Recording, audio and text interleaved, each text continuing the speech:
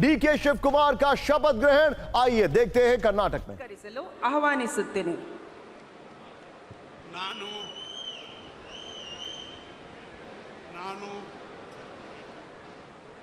Doctor G Parameshwara ಎಂಬ ಹೆಸರಿನ ನಾನು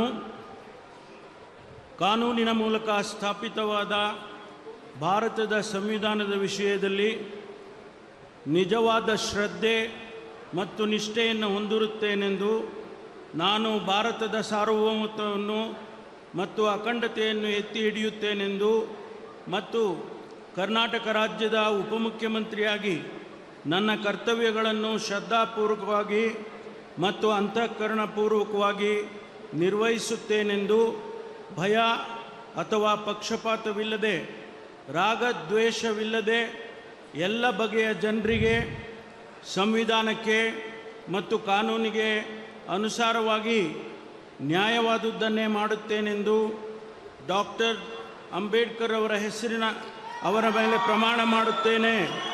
ಶ್ರದ್ಧಾಪೂರ್ವಕವಾಗಿ ಪ್ರತಿಜ್ಞೆ ಮಾಡುತ್ತೇನೆ.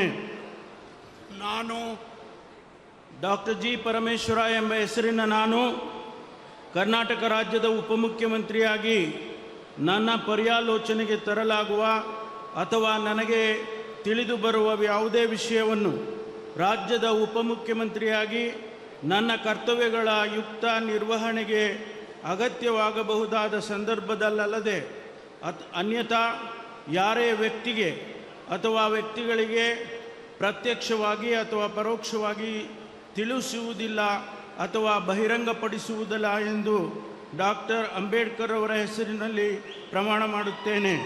ಶ್ರದ್ಧಾಪೂರ್ವಕವಾಗಿ ಪ್ರತಿಜ್ಞೆ ಮಾಡುತ್ತೇನೆ. ಧನ್ಯವಾದಗಳು ಸರ್. ಮಾನ್ಯ ಉಪಮುಖ್ಯಮಂತ್ರಿಗಳು ಈಗ ಪ್ರಮಾಣ ವಚನ ಸಹಿಯನ್ನು ಮಾಡಲಿದ್ದಾರೆ.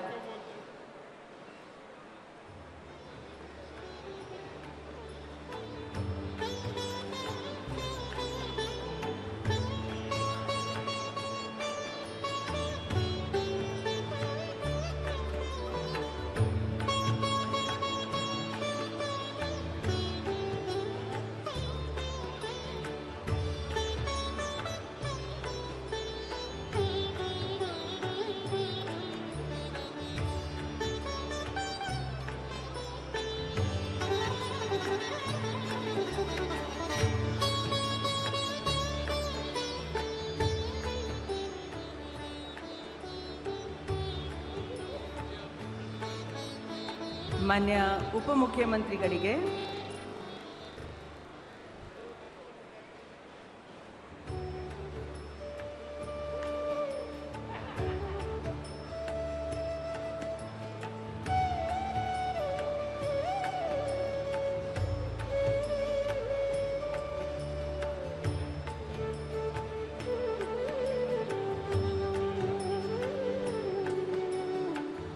मान्य राज्यपालರು ಹಾಗೂ ಮಾನ್ಯ ಮುಖ್ಯಮಂತ್ರಿ कर्नाटक के मुख्यमंत्री बने डीके शिव कुमार और डिप्टी सीएम।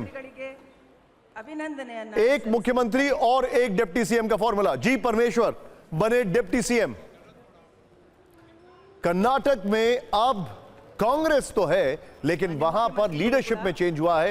मुख्यमंत्री बने हैं DK Shiv Kumar, trouble shooter party के, वो कलिंगा समुदाय से आते हैं। ये देखिए, सीएम और डिप्टी सीएम एक फ्रेम में आपके सामने। ಈಗ ಶ್ರೀ KH ಮುನಿಯಪ್ಪ ಅವರನ್ನು ಸಂಪುಟ ದರ್ಜಾ ಸಚಿವರಾಗಿ ಅಧಿಕಾರ ಪದ ಹಾಗೂ ಗೌಪ್ಯತಾ ಪ್ರಮಾಣ ವಚನವನ್ನು ಸ್ವೀಕರಿಸಲು ನಾನು ಆಹ್ವಾನಿಸುತ್ತೇನೆ.